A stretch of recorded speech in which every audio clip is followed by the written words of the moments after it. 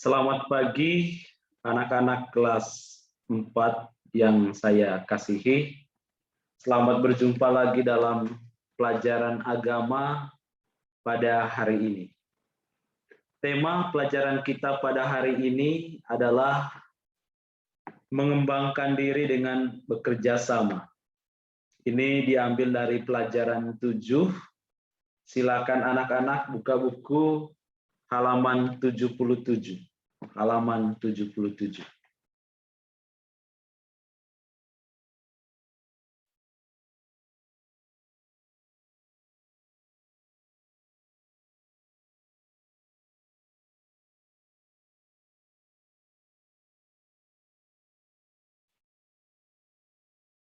Baik, anak-anak yang terkasih, ini tema pelajaran 7, mengembangkan diri dengan bekerja sama. Artinya, ketika kita mau bertumbuh dan berkembang, maka kita perlu bekerja sama dengan orang lain. Nah, dalam bekerja sama ini anak-anak, kita harus memiliki sikap-sikap yang baik, sehingga orang itu mau bekerja sama dengan kita.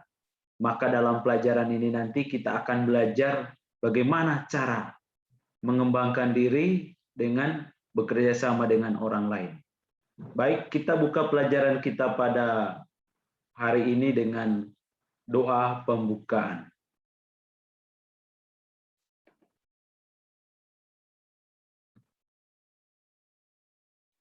Kita siapkan hati dan pikiran kita untuk berdoa.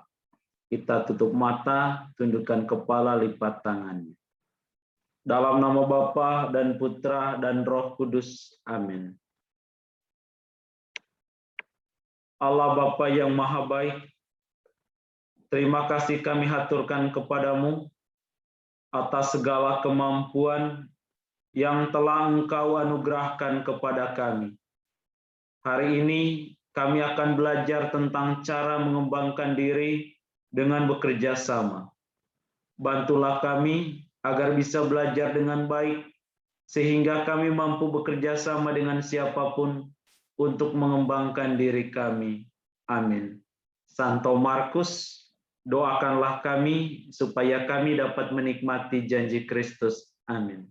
Dalam nama Bapa dan Putra dan Roh Kudus. Amin. Baik anak-anak, terima kasih sudah mengikuti doa. Sekarang kita lihat bagian pengantar. Anak-anak bisa buka buku halaman 79. Silakan buka buku halaman 79. Anak-anak yang baik, dalam pelajaran 6, kita sudah belajar bahwa manusia itu adalah makhluk sosial. Artinya, manusia tidak bisa hidup sendiri, dia membutuhkan orang lain. Nah, anak-anak yang terkasih, pada dasarnya itu, manusia tidak akan pernah mampu hidup sendiri tanpa kehadiran serta keterlibatan orang lain. Contohnya, kita tidak mungkin bisa hidup tanpa orang tua. Kita tidak mungkin bisa sekolah di Santo Markus tanpa bantuan orang tua. Maka kita butuh kehadiran dan keterlibatan orang lain di dalam proses kehidupan kita. Nah, anak-anak, agar manusia bertumbuh dan berkembang sesuai dengan bakat dan kemampuannya, ia harus bekerja sama dengan orang lain. Contohnya, ketika si Andres punya kemampuan untuk bermain alat musik, maka supaya kemampuan untuk bermain alat musik ini berkembang, maka Andres itu harus bekerja sama dengan orang lain, dengan pelatih yang lebih mahir untuk melatih bagaimana cara bermain alat musik. Itu contohnya bagaimana bekerja sama itu dapat mengembangkan diri dan juga mengembangkan bakat yang kita miliki. Nah, anak-anak yang terkasih, kita akan lihat di dalam surat Santo Paulus kepada jemaat di Korintus, dia menggambarkan kerjasama itu seperti tubuh, bahwa tubuh kita dari ujung rambut sampai ujung kaki itu satu, tetapi di dalamnya terdapat banyak anggota. Ada kaki, ada tangan, ada mulut, ada telinga. Nah, meskipun mereka itu berbeda-beda fungsinya, tetapi mereka bekerja sama untuk menciptakan tubuh yang sehat dan utuh. Jadi mereka tidak boleh egois, tetapi harus saling melengkapi satu sama lain sesuai dengan fungsinya. Makanya Santo Paulus mengajak kita harus bisa seperti tubuh. Meskipun kita itu berbeda-beda kemampuannya, tapi kita bekerja sama untuk keutuhan hidup manusia yang damai dan teratur. Sekarang kita lihat bacaannya. Oleh karena itu, anak-anak, saya mengajak kita semua untuk membuka surat Santo Paulus yang pertama kepada jemaat di Korintus, bab 12 ayat 14 sampai dengan 31. Pembacaan diambil dari surat pertama Santo Paulus kepada jemaat di Korintus, bab 12 ayat 14 sampai dengan 31. Kita baca secara bersama-sama. Banyak anggota, satu tubuh. Karena tubuh juga tidak terdiri dari satu anggota, tetapi atas banyak anggota. Andai kata kaki berkata, karena aku bukan tangan, aku tidak termasuk tubuh. Jadi benarkah ia tidak termasuk tubuh? Dan andai kata telinga berkata, karena aku bukan mata, aku tidak termasuk tubuh. Jadi benarkah ia tidak termasuk tubuh? Andai kata tubuh seluruhnya adalah mata, di manakah pendengaran? Andai kata seluruhnya adalah telinga, di manakah penciuman? Tetapi Allah telah memberikan kepada anggota masing-masing secara khusus suatu tempat pada tubuh, seperti yang dikehendakinya. Andai kata semuanya adalah satu anggota, di manakah tubuh? Memang ada banyak anggota, tetapi hanya satu tubuh. Jadi mata tidak dapat berkata kepada tangan, aku tidak membutuhkan engkau. Dan kepala tidak dapat berkata kepada kaki, aku tidak membutuhkan engkau. Malahan justru anggota-anggota tubuh yang tampaknya paling lemah, yang paling dibutuhkan.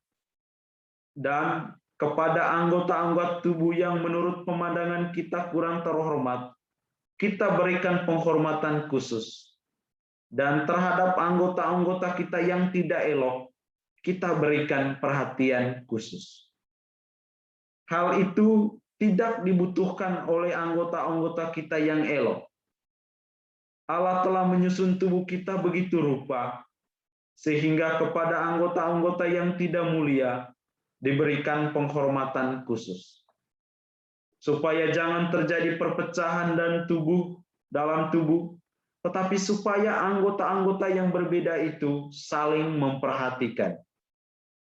Karena itu, jika satu anggota menderita, semua anggota turut menderita. Jika satu anggota dihormati, semua anggota turut bersukacita. Kamu semua adalah tubuh Kristus dan masing-masing adalah anggotanya.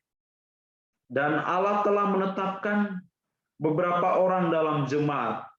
Pertama sebagai rasul, kedua sebagai nabi, ketiga sebagai pengajar.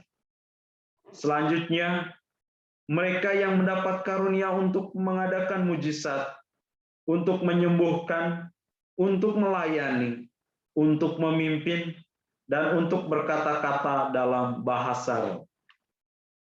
Adakah mereka semua rasul atau nabi atau pengajar? Adakah mereka semua mendapat karunia untuk mengadakan mujizat? Atau untuk menyembuhkan? Atau untuk berkata-kata dalam bahasa roh? Atau untuk menafsirkan bahasa roh? Jadi berusahalah untuk memperoleh karunia-karunia yang paling utama. Dan aku menunjukkan kepadamu jalan yang lebih utama lagi. Demikianlah sabda Tuhan. Syukur kepada Allah.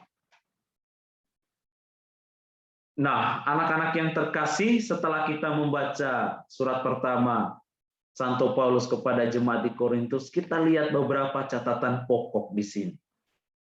Baik, yang pertama, anak-anak, manusia itu tidak bisa hidup tanpa bantuan orang lain, karena manusia pada hakikatnya adalah makhluk sosial, seperti yang saya katakan di bagian pengantar tadi.